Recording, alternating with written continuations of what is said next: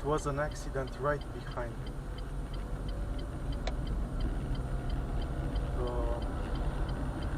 I don't know if that guy entered in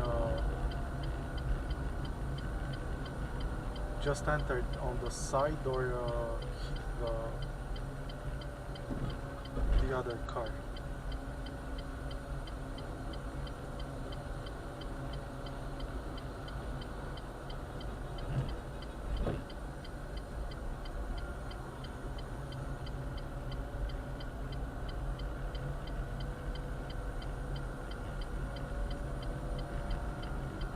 But I see she doesn't stop. It's a female driver.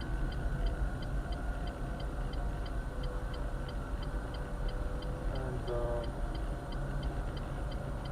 most probably they don't want to jam the traffic right here. And she will stop further on. But yeah, it's really